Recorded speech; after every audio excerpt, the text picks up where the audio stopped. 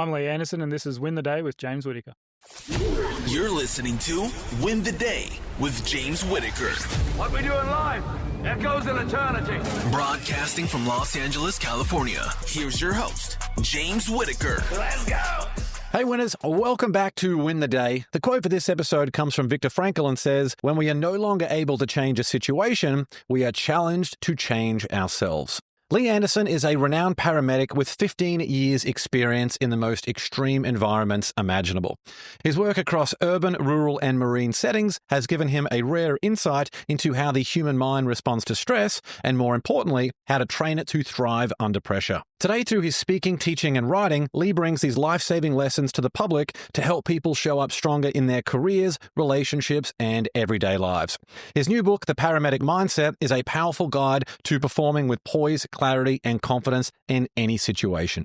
In this episode, we're going to talk about how to lead, adapt, and perform in high-stress environments, lessons from life on the front lines, his best tips for success in everyday life, and how to use failure to your advantage. Before we begin, the right bit of inspiration can completely change the trajectory of someone's life. So there's a friend or loved one out there who needs to hear this episode or could use some help to win the day. Share it with them right now. All right, let's win the day with Leigh Anderson.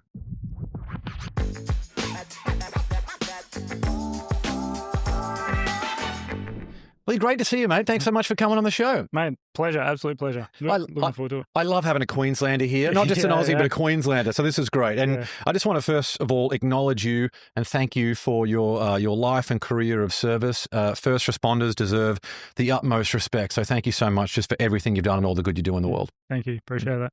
Yeah. Well, to kick things off, is there a story of struggle or success from when you were younger that helped put you on the path you ultimately went down? Yeah, I think so. Mainly, like a lot of Australians, right? We value sport really highly, probably too much. You know, playing a sport like rugby, essentially rugby league, and swimming, all sorts of things. And I was doing quite well. And when I was 15, I was like getting like NRL, like professional league clubs coming, scouting. They signed my brother, who actually went on to be a professional player. But then I dislocated my knee, did a terrible, like tore some ligaments and stuff. And when I was 15, had my first surgery.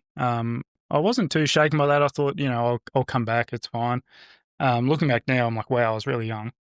But, you know, I was determined to have this professional sports career.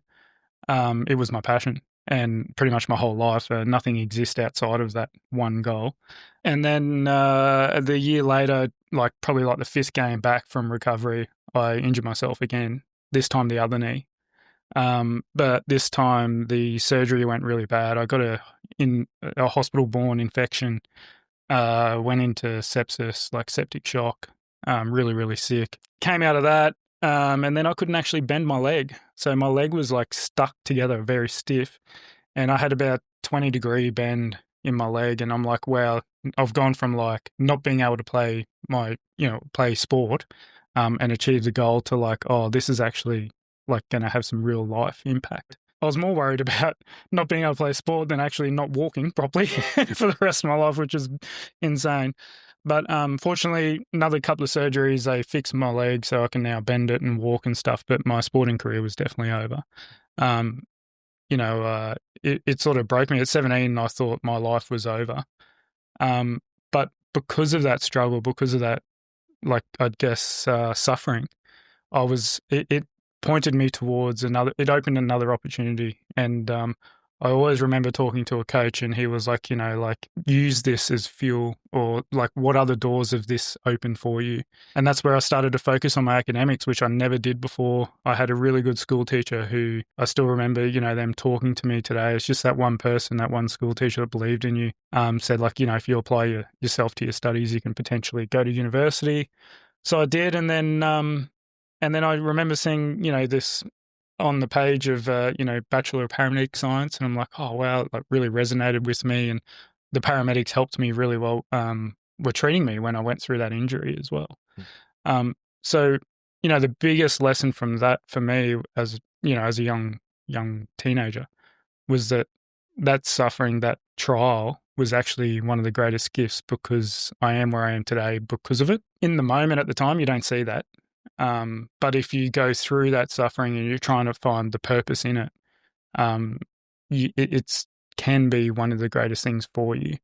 And even though it's pretty minor to what some people go through, that, my knees are struggle today. I can't run properly, really. I do like swimming and like gym work, but high impact running and stuff, my knees just terrible.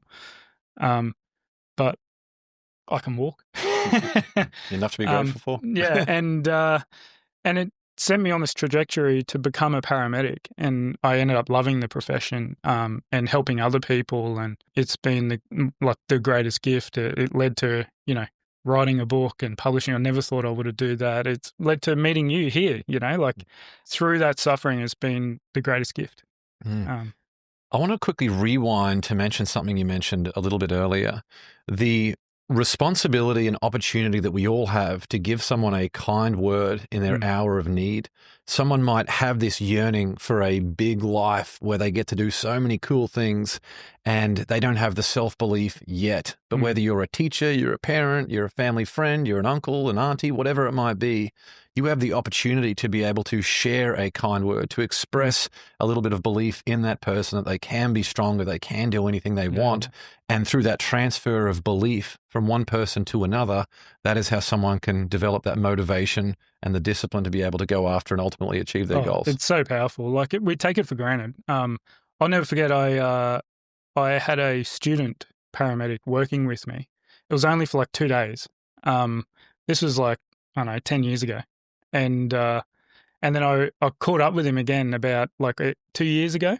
And he was like, "Oh man, those words you told me," and after that job, telling me that I did a great work and that you say, I think it was about him, the cannula he got, the IV access in a car accident. That was a very sick patient, really hard to get. And it's just a little bit of praise. I didn't even remember saying it at all. It's just I barely remember you, let alone what I said to you. Yeah. But he was adamant that completely helped him and changed his career. And I'm like, wow, that's when I realized words are really, really important. Yeah. There's one thing in the book I talk about, self-efficacy. And self-efficacy is your ability or your belief in your ability to complete a task. It's a bit different to confidence, but it's your ability to actually do something. Albert Bandura is the leading or the founding father of that research. And he came up with 4 things to improve your self-efficacy and your belief in your ability to do things in life. One of the biggest one is verbal persuasion. So it's literally just positive self-talk is one of the best things you can do to improve your belief. Belief isn't everything. He says it doesn't guarantee success, but without belief, you'll certainly have no success. I love that. Seeing your dreams fade through an injury, no fault of your own, but then having to watch your brother go on to fulfill those dreams at the highest level. Were you proud of him? Were you a bit resentful? How did you feel about that? No, not resentful.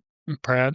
Yeah, definitely very proud. He won the grand final or Super Bowl version for the US viewers, which was incredible. I always looked up. He's a bigger brother, so always looked up to him, idolized him. But interesting enough, it's through watching his career, I'm again, that gratefulness for the injuries I had because, he had a lot of problems later on in his career about, leaving what you've been a professional athlete since you're 15, that's all and then you have to retire and you have nothing. You got to go back to being a pleb, like one of us. You go from the limelight, everything's served on you. Everyone tells you what you need to eat, what you need to do every single day. This is where you need to be. And then you have these difficulties of trying to go back into everyday life, and see him struggle through that was really telling. And again, very grateful that, I didn't have to go through that he did, because in the end, it was quite a lot of suffering for him post his professional career. Your work as a paramedic is really going to be the sort of foundational pillar of all the things that we're going to talk about today. What does a paramedic do, and what are the most common scenarios you'd be called out for? Yeah, so a paramedic essentially is pre-hospital or out of hospital, so on the streets, medical care, emergency medical care. The word para means beyond, so it's beyond a medic. It's that next level beyond that basic first aid kind of person. So originally, the founding of paramedicine was, if you go way back, is from World War I. So stretcher bearers, right? So people were like, okay, we need to have these medics carry stretchers, go get the soldiers on the front line, pull them back, and then you learnt some basic nursing cares, first aid, put bandages, and that's where the whole enterprise of ambulance services comes from. But it's obviously evolving and changing today with the demographics and more chronic disease. A lot of our work now is less emergency, actually. It's more about caring for the chronic pain.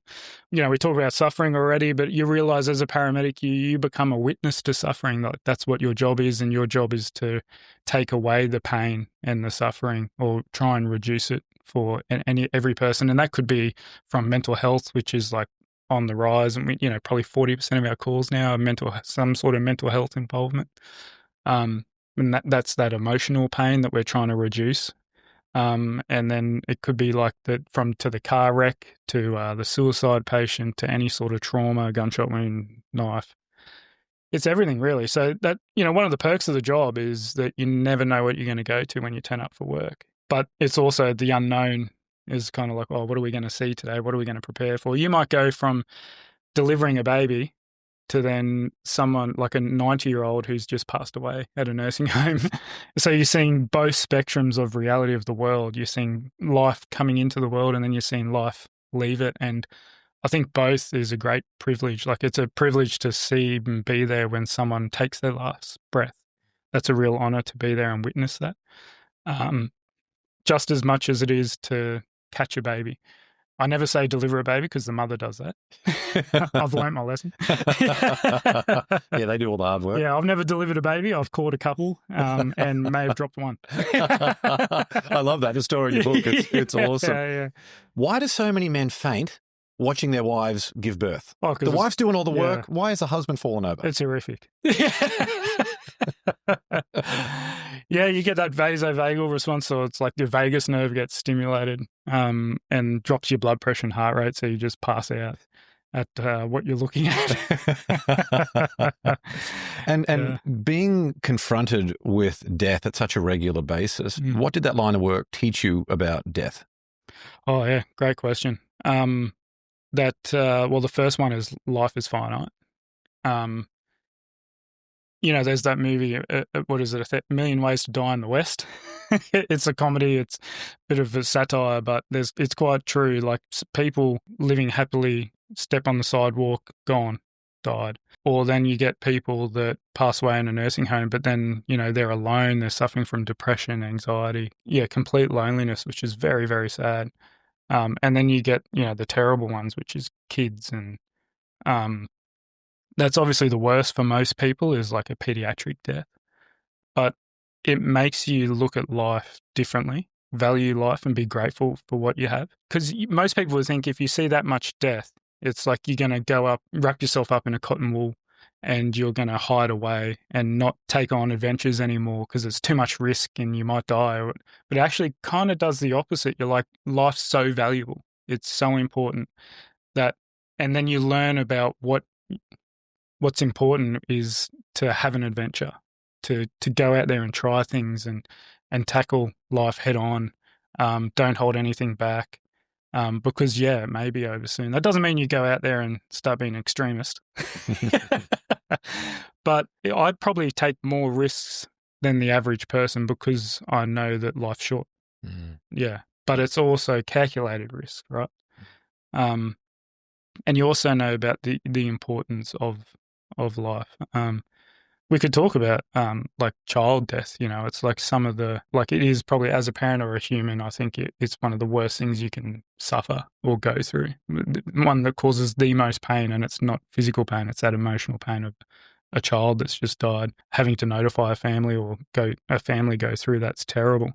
And once you become a parent as well, just emotionally connecting with that, it makes it so much more real when you can see your own kids in that situation. A lot of paramedics who have, say, kids the same age, and it's like they get really affected by it. It's like, say they got a 3-year-old at home and then they've just gone to a child who's 3 and died.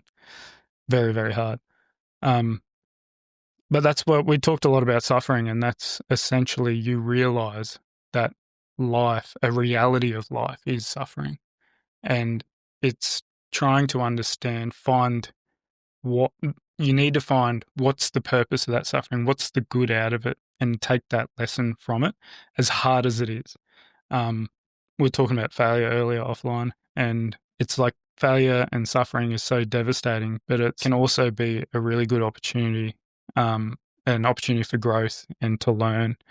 when I talk about suffering being a reality, is I tested it against actually a child dying. It's like, how can you tell a mother that there's actually some good from this?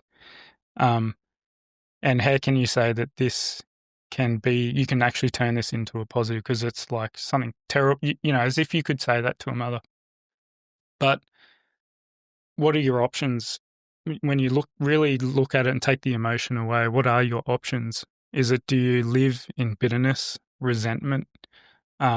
What's your life going to be like now? Is it's going to be about even creating more suffering for yourself? Everything's going to be painful. You're not going to achieve or chase your goals or your dreams. You're not going to do anything. You're going to, like, resentment's one of the worst emotions we can actually have. So that's one option.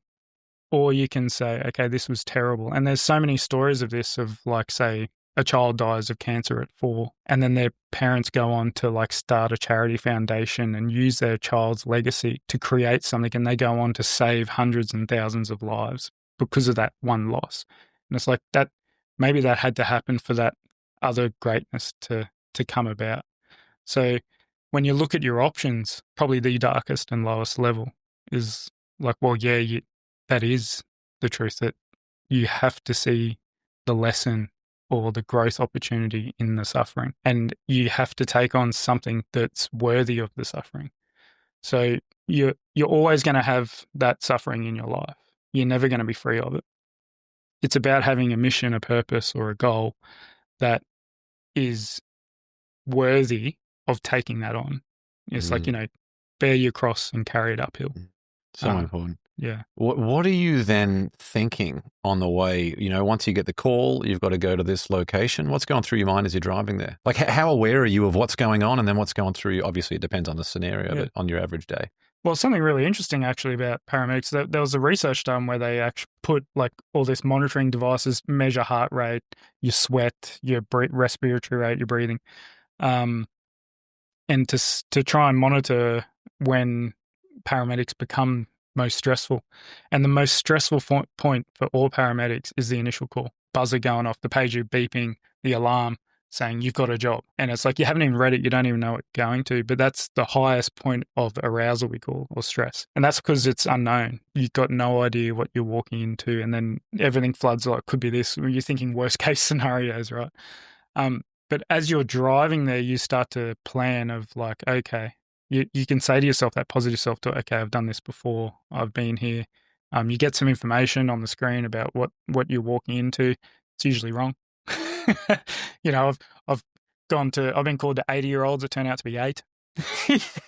Like, that's very different. They added a 0. Yeah. Or you go into someone with chest pain having a heart attack, and you turn up and it's like an 18-year-old female that's got chest pain after vomiting.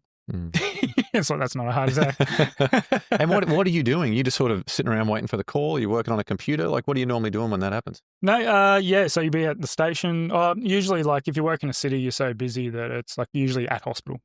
So you just offloaded one patient, and then you've hit clear, like you're available, so you've delivered the patient to the hospital, and then now you're available, and then like 30 seconds later, boom, off to the next one.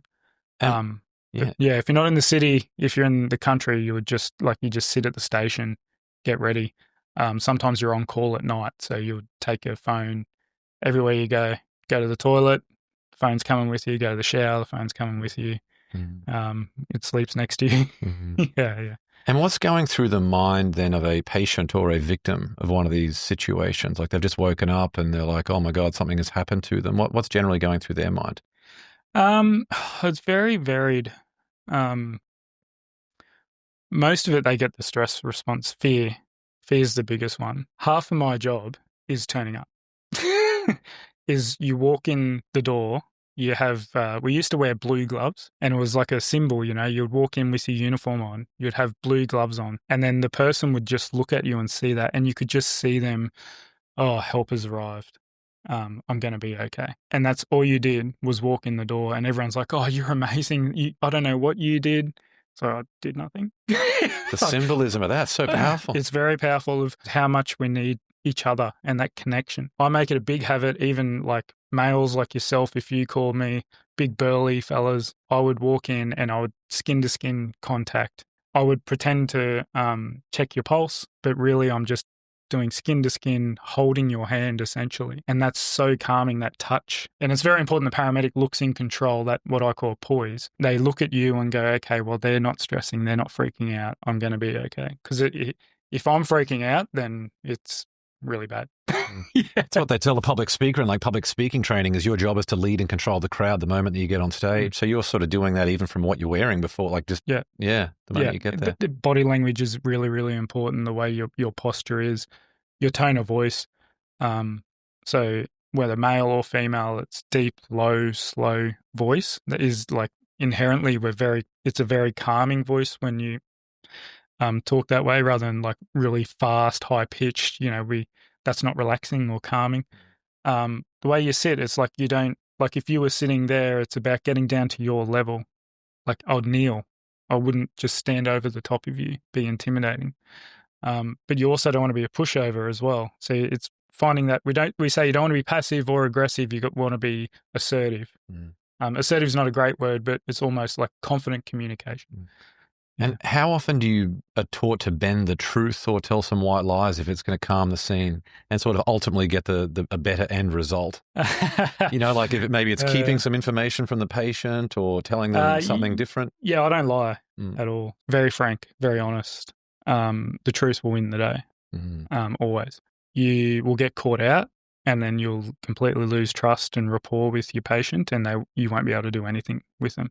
Even the ones that like in a psychotic episode who are threatening you, might even have a knife and they're like saying, if you come anywhere near me, it's still just telling them the truth. Those kinds of people, it's like, I'm going to sedate them, put them to sleep, and you'll be telling them, this is exactly what I'm going to do. If you don't come down and let me give you this medicine to calm you down, usually under laws, if they're harm to themselves, that they're going to actually self-harm or threatening other people, is the only time we do this. And even then, you tell them, honestly, you state the law, this is the law I'm going to use. And a lot of them are like, oh, yeah, I've had that one before. But truth is so important. You do not, particularly if, say, someone's dropped on the floor, you started CPR and doing compressions and it's not looking good. The patient doesn't look like they're going to get a pulse. Like it doesn't look like we're going to get a pulse back. We've been working on them for, say, we've been doing compressions on them for 20, 30 minutes. It's about having conversations with that family. But the idea when you have those conversations isn't you're not dictating or telling. It's you're showing them, and so where they can almost come up to the conclusion themselves. Honesty is the most important thing because people need to know that, well, they deserve closure as well, and they need to know the truth. So if someone's dying and you're about to stop and actually call time of death, you have to go to them and say, I'm sorry, like your mother has died.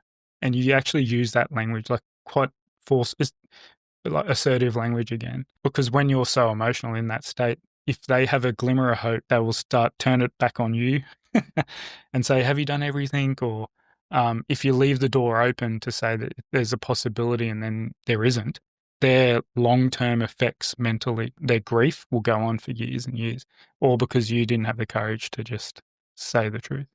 Very interesting. A big fear for new parents is things like a choking hazard for their babies or toddlers. Should they call emergency services immediately or should they try and administer some of the techniques themselves? So I would do the techniques yourself.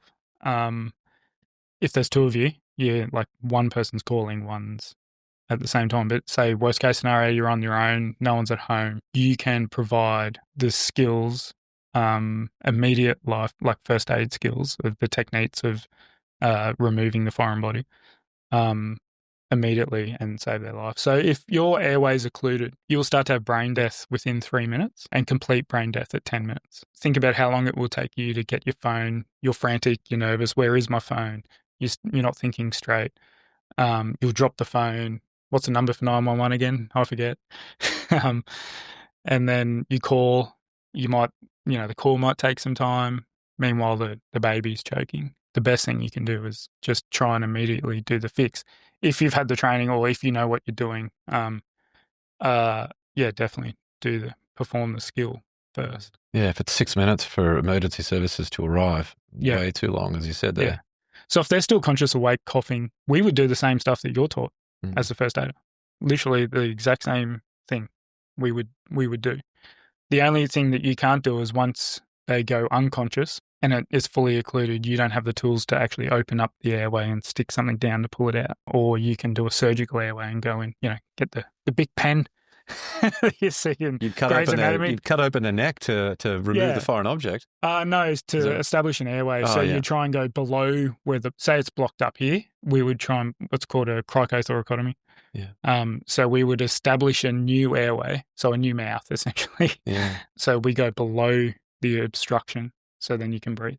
Yeah. Wow. Yeah. And how common are call-outs for people who are impacted by street drugs like meth or fentanyl? And how accurate is it about people having, much smaller in size, developing superhuman strength when they're under the influence of these things? Yeah, that's 100% true. I'll tell you a story, actually. There was one time, of all drugs, synthetic marijuana. So there was a big thing. Must have been a bad batch. And this stuff is essentially grass sprayed with pesticides. And it just, who knows what chemicals were in it, right? Really, really bad. I went to this patient who was naked. She was probably 21 years old. I'd say 90 pounds wringing wet, 40 kilos. Tiny. We're trying to get her. She was standing in front of the road, blocking traffic. We've gone on there, tried to get her down, and she threw me like complete. And I'm like holding her, and I couldn't. She was just like, we had to get three of us to grab her down to get her off the road through smoking synthetic marijuana. Ice is a big one too, which is you get this superhuman. They just get super aggressive, and there's just this look in their eye of like they've gone to this primal instinct where it's just full force, which is incredible to see when you think about it. It's like knowing that that's actually in us. We can access that in a controlled sense as well, that we actually have that power to go there. These people are just using drugs and not realizing that they're actually doing it. You hear parents, obviously, a lot of parents try and film it to show them when they're sober, and they're like, no, that's not me. It's not me. I didn't do it. Do you then carry like personal protection for things like pepper spray or tasers or anything for these situations? Do any paramedic units around the world that you're aware of do that? Some do. In America, they've probably got a few guns hidden away somewhere. Yeah. There'll be a few there. Mostly no, though. Some wear stab vests. So not bulletproof vests, but they'll wear a stab vest, particularly in the UK. It's towns like Birmingham. Knife crime's huge. So in the UK. So you'll have a stab vest. South Africa, very dangerous place. A lot of gun violence. Papua New Guinea, a lot of Australians go up there. Machete attacks and that sort of thing. But it's kind of like you remember the old bobbies in the UK where they literally just had a baton in their weird hat? And the idea behind that is like they get a gun, then the criminals are going to go, well, I'm going to get a bigger gun. And they're like, okay, well, we need to get a bigger gun. Then they're like, okay, well, we'll get a grenade. And that's kind of like our idea is that if we are not the police, and we need to keep it that way, that we've been voted in Australia the most trusted profession in Australia for the last 10 years running. We could literally put a uniform on and strangers let us into their house. Just come in, please. Or into workplaces or backstage or to all these, VIP access stuff where if someone's called us, we just walk straight into these places. You get to go see some incredible things behind the scenes that you don't normally get to do. Mm. But the idea is if we start to carry weapons, then we'll lose that trust. Mm. I think it's really important that we go in there empty-handed. We're there to do no harm first, which is the Hippocratic Oath. Yeah. But also is to know that we're there to help. We're not there to cause harm, or we're not going to arrest you. And getting that trust with people is really important too, particularly you talk about those overdose patients that taken drugs. It's I need to know what drugs you're on to help you. We can work it out through looking at their symptoms and, their vital signs and stuff. But usually people don't just take one drug now. It's 2 or 3, and it's that combination that's a real problem. So we need to know everything that you're on before I give you more drug. Yeah. Are people honest about that when they're in those situations? When obviously if you get initially, no. Some are, some aren't. But you can get it out of them when they start to build that rapport. But if you don't, we can use our medical knowledge to Mm. work it out. Have you had any uniquely Australian situations like snakes, spiders, sharks, kangaroos, anything like that? Oh, yeah. Snakes, yep. I always love sharing this fact to the Americans that there's more people die from coconuts falling on their head than from snake bites. What a way to go, sitting under palm trees, sipping your cocktail, your margarita, next minute a coconut, you're gone. Ends a beautiful holiday very abruptly. Yeah, snakes. A funny one, I actually went to a prominent Australian zoo, maybe called the Australian Zoo, to a handler that got bitten by a king brown. That was, very, very sick. You essentially, like, everything's coming out of every hole. You're almost bleeding out. You're vomiting. There's liquids leaking. Very, very sick. And shark attacks. So I've worked up in North Queensland, which is, the Great Barrier Reef. Plenty of sharks up there. Guy got like an ankle bitten off. To ones that are really chewed up. Sorry. I should warn people. I do have a dark. Didn't feel so minor to the poor bugger who lost his ankle. Yeah. No, he was in good spirits, actually. There is a story of an Australian who was, I think the headline was, "Man attacked by shark, stops at pub for a beer on the way to the hospital." Yeah. What a beautiful Australian headline. Yeah, I've had a mate go to a crocodile. He was like the handler at the crocodile farm. He got done and he was like all good about it. It was like he lost one leg and he lost his next one. I got down to zero. Why didn't the Australia Zoo? I thought they would have had stuff on site to be able to deal with that. Or is it just they did, but the guy didn't follow it. Oh yeah, so just bad training for the people. It was but not in the actual zoo. It was like the way they're handling it within the grounds. Yeah, the handler themselves broke protocol. Yeah. I was going to say everyone's got a plan till they get punched in the face. It's like we got this protocol, but when something happens, someone's been bitten by a king brown snake. What do we do? What do we do? And every second counts.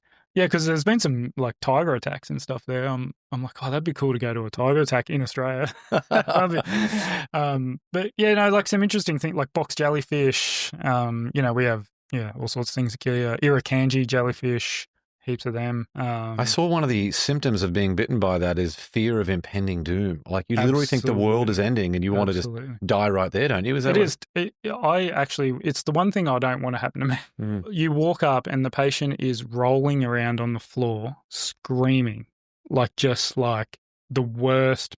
So it's like, impending doom, like this sense that you're dying.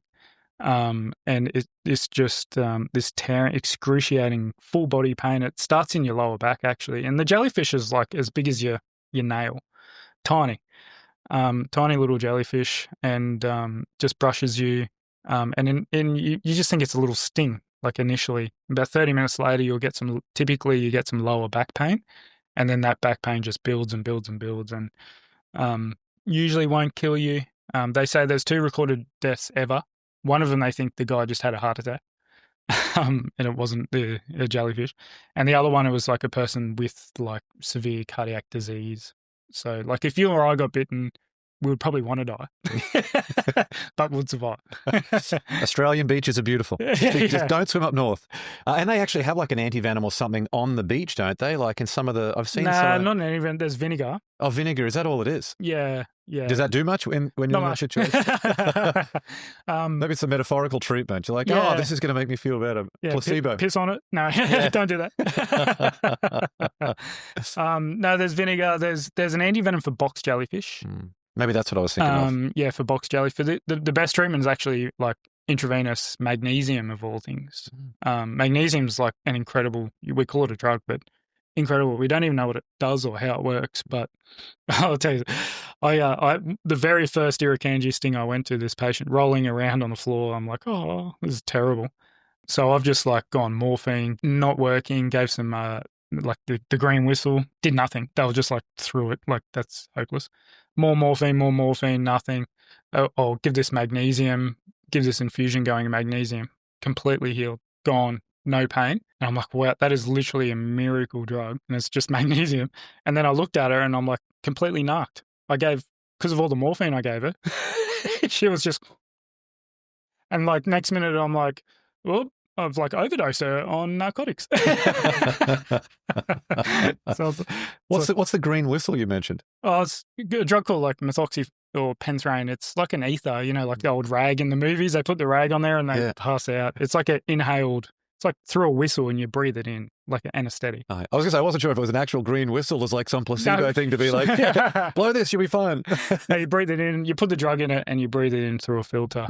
Yeah, a lot of people think it's like a miracle. It's not. It's not really that effective. Well, it is for certain things. Like if you break your arm, single break, really great drug. We'll be back with the show shortly. I've got a quick question for you. Are you living up to your potential? It's a question that shapes your family, your business, and your overall happiness every single day. That's why I'm excited to introduce the Win the Day quiz. Head over to winthedayquiz.com right now, answer a few thought-provoking questions, and you'll instantly discover how well you're performing relative to your true potential. And here's the exciting part for our Win the Day family. As a fan of the show, you'll receive a personalized and absolutely free action plan to help you win the day every day. Now, just imagine how transformational the results will be when you consistently show up as the best version of yourself in every aspect of your life. Don't miss out. Take the Win the Day quiz now by visiting winthedayquiz.com or click the link in the show notes. All right, let's get back to the show. And how are paramedics taught to approach potentially traumatic scenarios so that you can get the job done, but the trauma doesn't impact you long term? Yeah, great question. Well, first of all, when you start as a very young person, you're in the culture. And that's probably where you see a bit of dark sense of humor come out, where you think I lack empathy. But that is in itself a coping mechanism. So you join this service and you become a part of the team in this culture. And it in itself is a protective mechanism. But you also have done the training. You've got a job to do. And it's just like, for me now, it's just like any job that you do. So you go to these things and you're very task orientated. So it's like, I've got a job to do. This person's sick. You look at it as like you're almost like a police investigator, like a forensic investigator. It's like trying to investigate the body. What is wrong with you? Because in the field, we don't have blood tests. We don't have X-rays. We don't have ultrasounds. We don't have CT scans, MRIs. We don't have urine analysis. We don't have all this stuff. So for us to diagnose, which is very difficult out in the field, it's through look and feel and conversation, questioning, doing this like investigative process. All in the space of about 3 minutes or someone could die. Yeah. Tough we can do job. blood pressures. But through that is like you're very task orientated. So that gives you a resilience as well as strength because you're looking at that. And the other thing that I learned is that you're focused on the solution and the process of like going through treating this person. Getting away from looking at outcomes. Most likely, if you turned up to someone now that just dropped, say someone just got shot right in front of us, you're like, this thing, that patient's going to die. Oh my God, what do I do? We need to save him. We need to save him. We need to stop the bleeding. And it's all about the outcome. Instead of looking at it, it's like, okay, what's the task I need to do? What's the solution to that problem? What's the process I need to follow? It's the best examples from golf, right? So you look at a lot of psychology research in golf looks at golfers that if they go in and they start thinking, I need to win this tournament, or they're leading the tournament by 8 shots and it's the last day. It's like, okay, I need to get this ball in that hole. It has to go in that hole. I need to win. I need to win. I need to win. And that's all outcome focused. Instead of like, well, what's the task I have to do to get that ball in the hole? It's like, oh, okay, it's my approach to the ball. It's my grip on the club. It's where I stand. It's how I breathe, relax myself. It's my swing. And to hit that ball, that's the task. And then the outcome will take care of itself. If you focus on the outcome and it's like, if I don't do something now, the patient's going to die. It's like, I need it. Like I've had those thoughts on the job where I remember like upside down in a car and all I could see was just this one arm and we had to get this access, this cannula in. It was like our one shot. And I'm in there and then I just had this terrible thought as like, oh, if I miss this, the person will probably die. Just internally in my head. And then you just freeze immediately because it's like you're so worried about this outcome. Instead of going, well, I've put 1,000 of these in before. The skill's actually quite easy. It's quite basic. I know how to put a cannula in. So you just focus on putting a cannula in. Take away all that stuff of like the outcome. gives you a lot of resilience. It's interesting, isn't it? I feel like even in everyday life, just situations that are right outside of your comfort zone, like there's someone who might be public speaking for the first time, or even professional speakers, if you're going to an event. Like I've had those moments of anxiety where you're about to get up on stage. It's also the waiting that just kills you. You just want to be able to get up there, just waiting around where your mind runs away with you. It's like, wow, if you're being paid here to be the keynote speaker for this event, if you fall victim to your own mind, then the event's going to fail and everything else is a total disaster. So it's so easy for the brain to have those thoughts. It's like a miniature version of the things you just mentioned there. Oh, totally. And it's a perfect example of like what I'm trying to do with the book. It's like it's got paramedic on the title. You might think it's only for paramedics, but my mission is to take all the skills and things I've learned as a paramedic, because I think we're a great example, and I think it's something that us in our profession are really poor at, is sharing our knowledge with the public, or what we call civilians. You get this, what's called identity role fusion. I don't know if you ever heard of that. I first heard of it from a friend called Dr. Dan Pronk. He wrote co-authored a book, The Resilience Shield, with his brother and Tim Curtis. And he was a former SAS doctor, and in the SAS, high achiever, couple of deployments to Afghanistan, really tough dude. There's a photo of him with a mohawk, with, his M4, and seemed really resilient, unstoppable guy in the military. And he was, and he was. He discharged from the military and he completely broke down. Months later, he's got PTSD, depression, anxiety. So he's this really tough, really high-achieving person that was in the highest special forces unit in Australia. So it's like our Navy SEALs. But as soon as he left the military, he completely broke down. And what he learned, and this is where I heard it from, this idea of identity role fusion, is that his entire worth was tied up in that profession. And he retired from the military, and he's no longer an SAS soldier. He's a former or an ex-SAS trooper. So he lost his complete identity because he unhealthily thought that him as an individual was that, instead of him as a person. Like, he's a father, he's a husband, he's a doctor, so many other things, but his whole identity was caught up into that profession. And I think we, particularly in all like police, fire, ambulance, military, particularly do this really poorly, is that we identify ourselves with the job rather than as a human. And that's where our resilience can really, really break down. Yeah. Yeah, it's so well said. It's such a really good lesson, I think. And that's what a lot of paramedics are like, is, if I made a mistake at work, I think I'm a terrible person. And obviously, if we make a mistake, it could be life-threatening. It's not like a sports athlete where you can just go review the tape and you lose the 2 points for that week and, come better. It's like, if I stuff up, someone could die. I could end up in coroner's court and that's it. Realizing this is like actually separating myself from the job and that role identity fusion, and realizing that paramedics actually have a lot of values and skills that we can teach and share to the general public, like just even the idea of service and resilience and gratitude and performance under stress and dealing with acute incidents. And this is like something we all go through as humans, and we're probably the best at it, but we only teach each other. Your new book is fantastic. I want to acknowledge you for that. The Paramedic Mindset. We've got a link to it in the show notes. You can check it out on Spotify. You can buy it on Amazon. You can buy it on Leigh's website. In your book, you wrote, no matter where you go, we take our physiology with us. And I think that's a concept that you explore so well in the book. So can you tell us a little bit of an overview of what that means in a practical sense?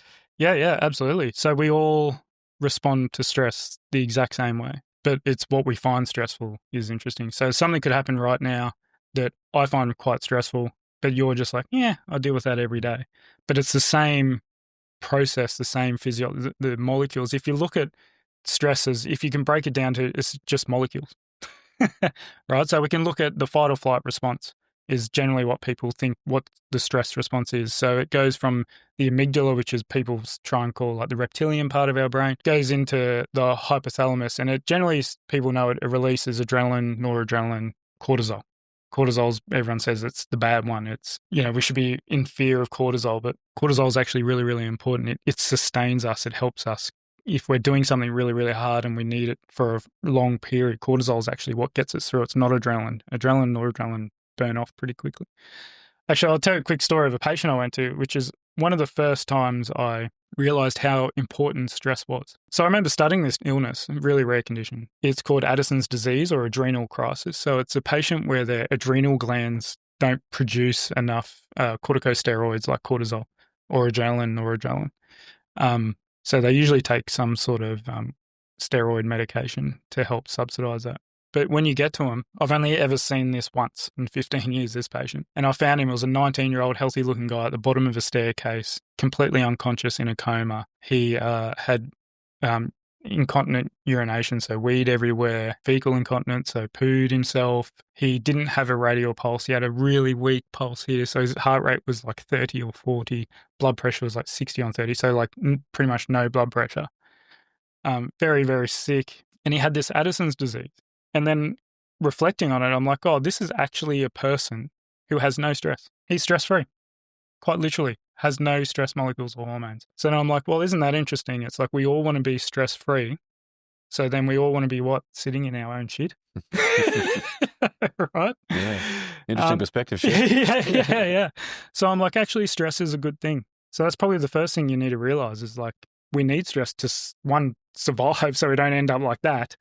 But also it's like our body's built for stress, for acute stress. It's the chronic stuff that's the issue when we don't close the loop and that we have this chronic exposure of stress and it lasts for greater than 6 months. And that's when we have the really high levels of cortisol. So I think the first thing that people really need to know is like stop chasing this dream of being stress-free.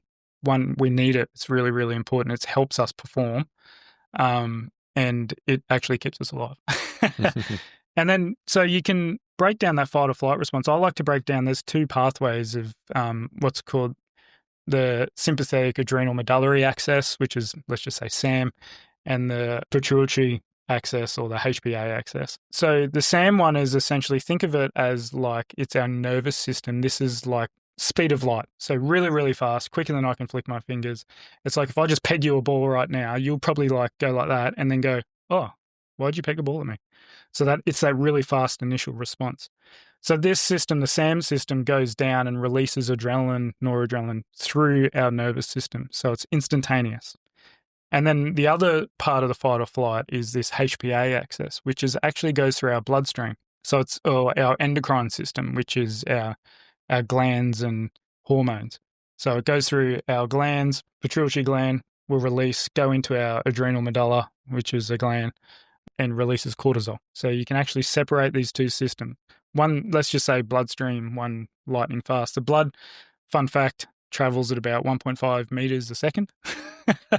So it's still very quick, right? It's like less than a second, but it's not instantaneous. So that's what stress actually does. It releases those hormones, and then those hormones act on the body. So adrenaline will increase our heart rate, increase our blood pressure. That's why you get that when you're nervous or stressed, you start to get the shakes, you're sweaty. It will increase your respiration and sort of get you ready for that fight.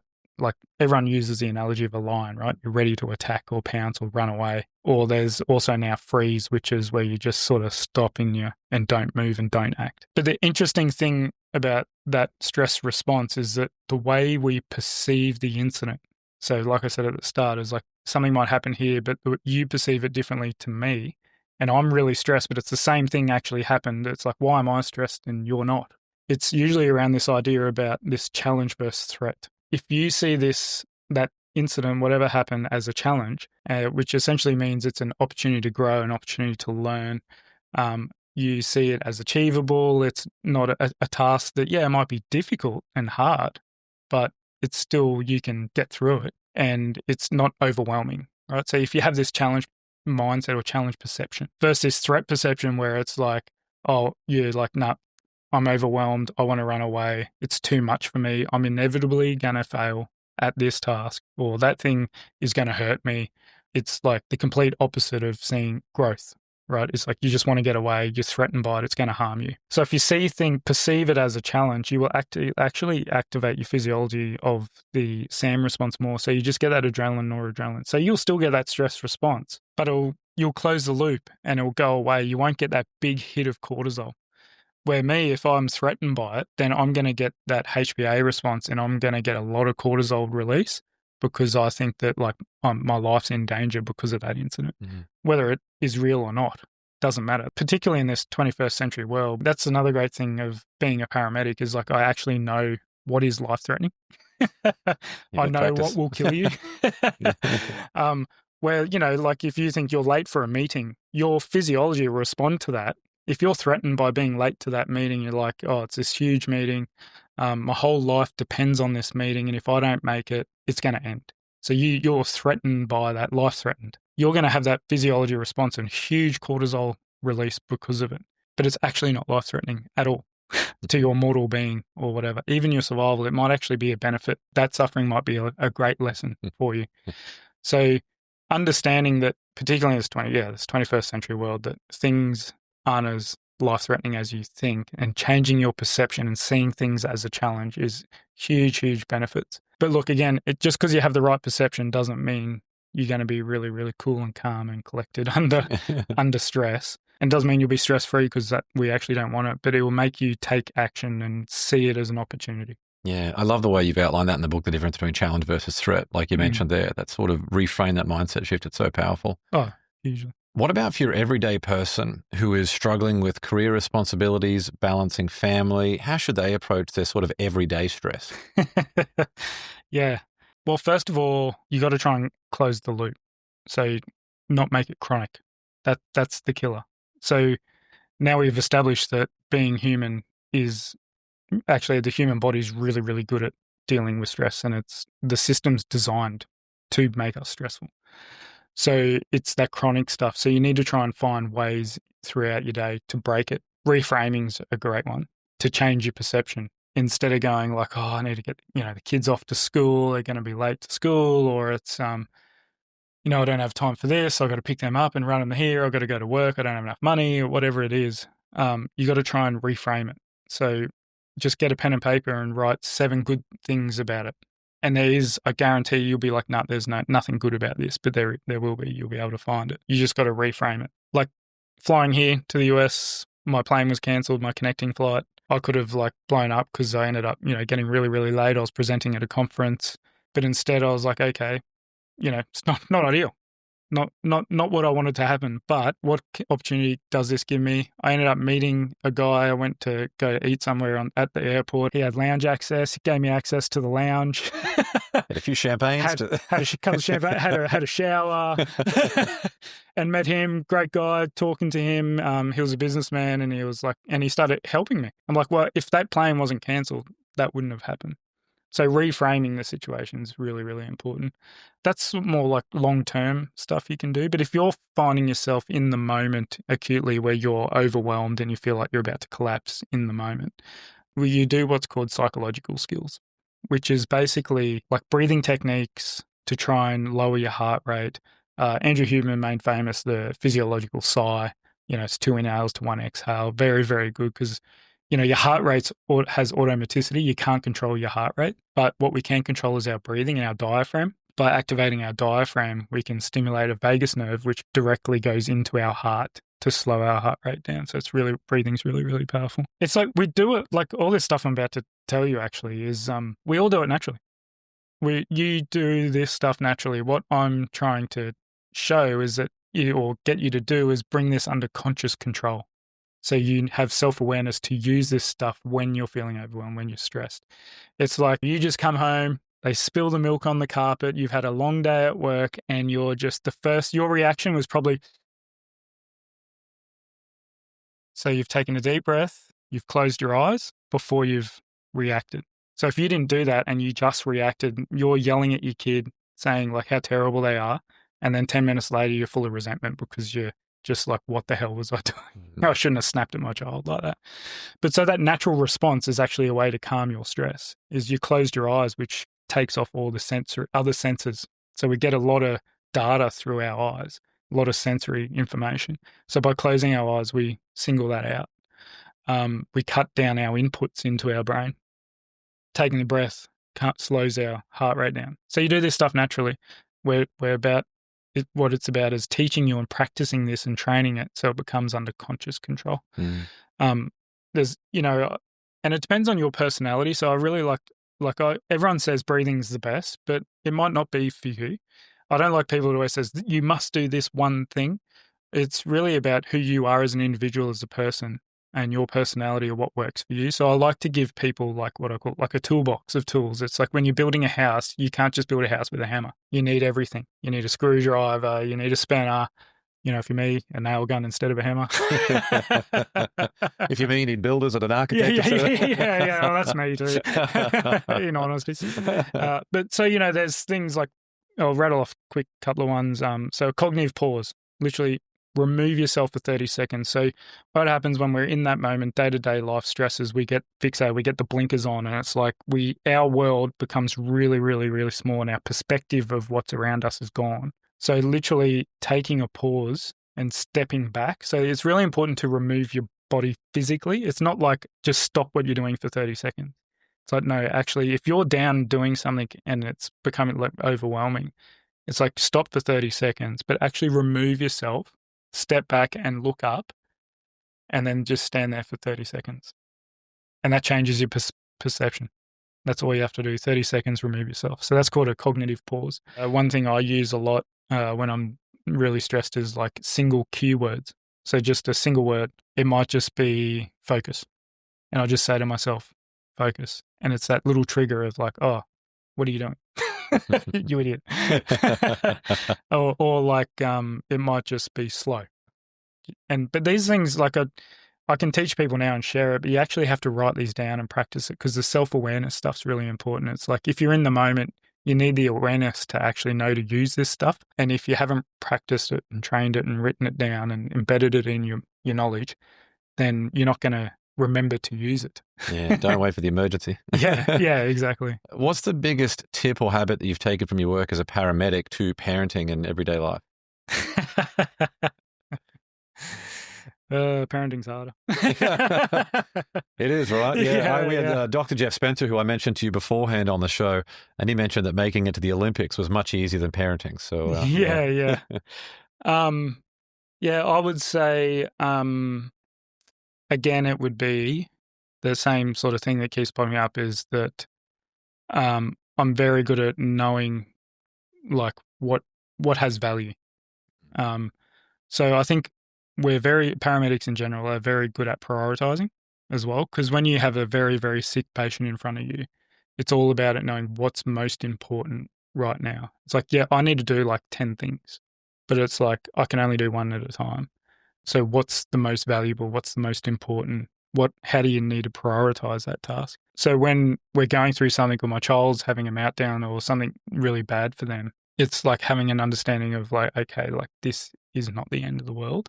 You don't tell them that, because for them it is. But it doesn't, like, it keeps me calm, because then I don't get riled up, because mindsets are contagious. So you will feed off your child's emotions. And then when they become emotional and that fight or flight takes over, you can get caught up in that without even knowing. And then your stress system kicks in. So you need to try and avoid that contagious nature of mindsets. So, and that's why, that great saying about you're the average of the 5 people you spend the most time with, is because it quite literally has been proven that it is contagious about the people we sit around. So knowing that I'm not going to get in the trenches with them, it's like you have that perspective. Mm-hmm. And that, the ability to reframe, really, really important, I think, with the kids, and knowing how to prioritize. Yeah. And when we teach that stuff and we model that stuff for our kids, we're sort of reinforcing it for ourselves too. Absolutely. Like you got to always keep practicing. You never like mastery where we just set and forget these skills. It's good to be able to keep practicing for ourselves.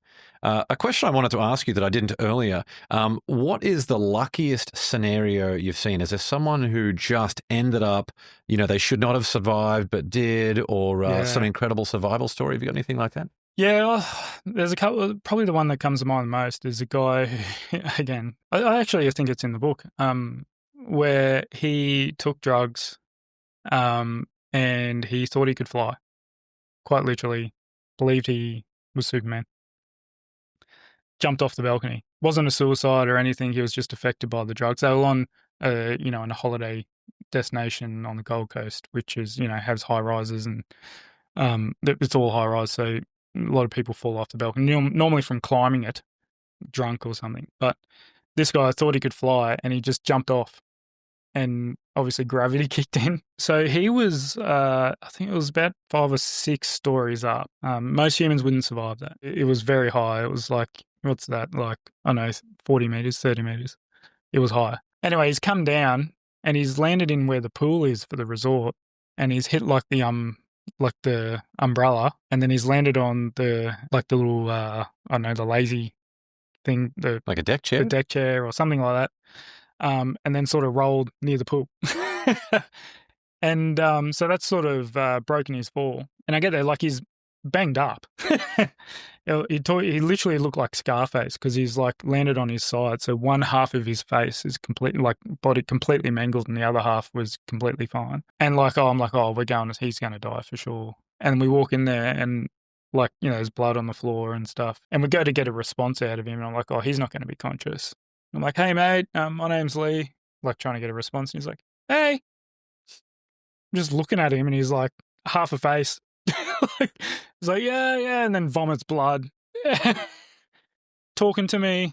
Fine. Unbelievable. And my friend, I didn't go to this one, a very similar case. I had a friend. Well, just quickly on that first guy, would the accident neutralise the effect of any of the drugs at all? Nah. No? Yeah, so he'd still be in that state? Yeah. Sorry to cut off your second story. Oh, no, it was very similar. He had a guy fall off a balcony at a hotel, and he landed in the freaking the laundry bin for the linen. Not a scratch on him. You imagine? Wasn't his time to go. Yeah, he just fall off. It was high. It was like 10 stories or something. And literally, you know, like a giant skip bin with all the linen bags for the hotel sheets and pillows and stuff. He's landed in it. Incredible. Absolutely incredible. The lesson of this podcast is don't do drugs. Yeah. And if you fall off a balcony, aim for the linen bin. Yeah. That's crazy. And final question for the rocket round. On your best day, what's an affirmation that you would write on a flashcard that you could show yourself on your worst day? I would say, it'd be simple. It would be like, Leigh, you can do this. Yeah. Love it. So I use my name. So when you talk to yourself internally, actually, it's a really good tip. Is I get this from Ethan Kross, the neuroscientist. It talks about temporal distancing. So it's like, how many times have you given a friend advice but not taken it yourself? It's like all the time. So you use your name before you give yourself that positive talk or that positive affirmation. And it's trying to trick your mind in this, distance yourself from you as who you are, and to try and talk to yourself as if you are that friend. And you're more likely to, you know, even if it's just 5% increase in performance or efficacy, it's worth it. So always do it internally though, never out loud, because people might think you're crazy. You'll call an ambulance. I love it.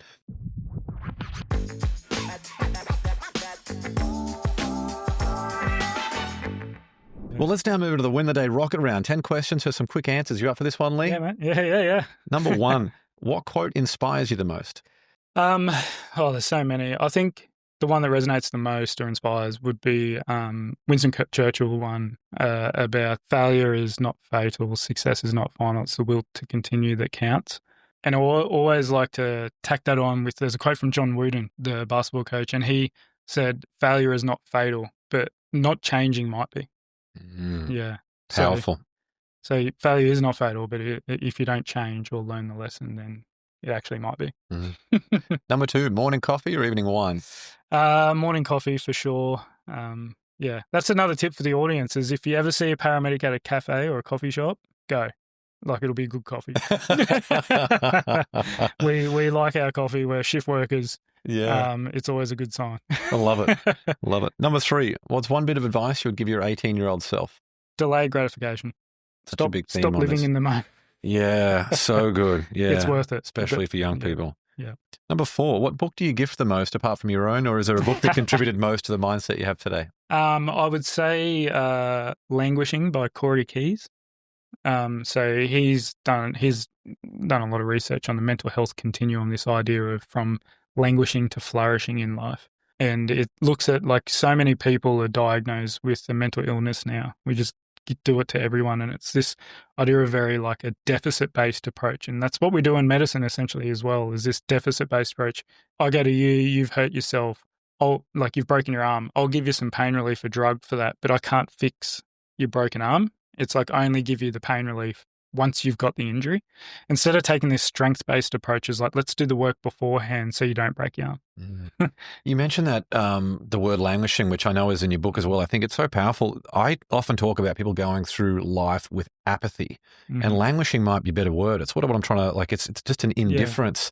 It's a disconnection with your own potential and what you're capable of. So I really love that idea of languishing versus flourishing. I love it. It really resonated with me because it's not depression and anxiety. It's essentially, if you want to define it simply, it's the inability to function well. So you can't complete tasks really. You can go to work, you're not depressed. You can do the jobs, you can complete tasks, but you do it with no drive, no purpose. You only meet the minimum. If you're a student, it's like you sit an exam, you're aiming for 50%. That's it. Where someone who's flourishing in life is like functioning really, really well.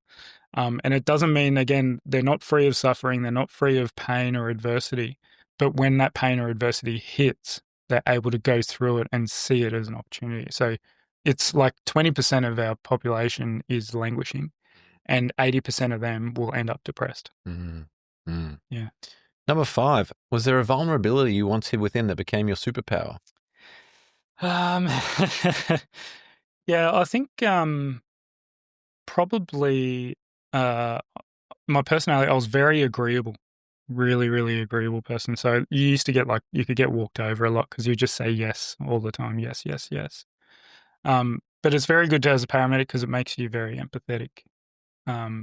So now I've learnt to use that agreeableness to help people, but also know that you're not going to be walked over, and to learn when to say no. Really, really important. And like dealing with conflict was very, very hard because you want to avoid conflict. But through learning how agreeableness can actually really benefit you, but also its downfalls. Yeah. Number 6, what's one thing you've learned about failure? Learn the lesson. Yep. And then grow from it. Don't let failure define who you are as a person. Again, that role identity stuff. But it's like, learn the lesson, implement the change, move on. Number 7, if you could sit on a park bench and have a conversation with someone alive or dead, who would it be? Yeah, that's hard. Hey, there's a few. But yeah, probably John Wooden, the basketball coach. Such a wise guy. I'd love to have a chat with him. Yeah. His stuff's great. Absolutely. Number 8, what tool or resource best helps you run your life or your business? Apart from coffee. I would say probably time boxing. Yeah. So Neri Yarl's book, Indistractable. Very, very good. Recommend that book as well. Do you stack that with something like the Pomodoro technique, or what do you do with that? No, it's mainly like just keeping a simple calendar. And Neri Yarl talks about it's about keeping a commitment to yourself. Is like, if you say you're going to watch TV for an hour, that's all you're going to do. Sit there and watch TV for an hour. That's okay.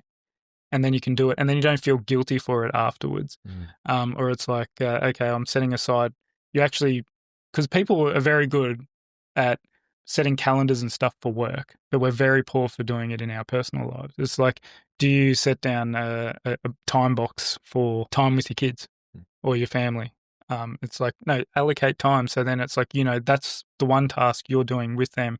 So then you can actually be present with them rather than like not there and still thinking about work. Number 9, share one thing on your bucket list. I want to climb. There's a mountain in Ecuador called Mount Chimborazo, and Cotopaxi is another one. It's a volcano. Cotopaxi is an active volcano, actually. I want to test myself physically. I actually have a friend who's Ecuadorian, so I've got connections over there.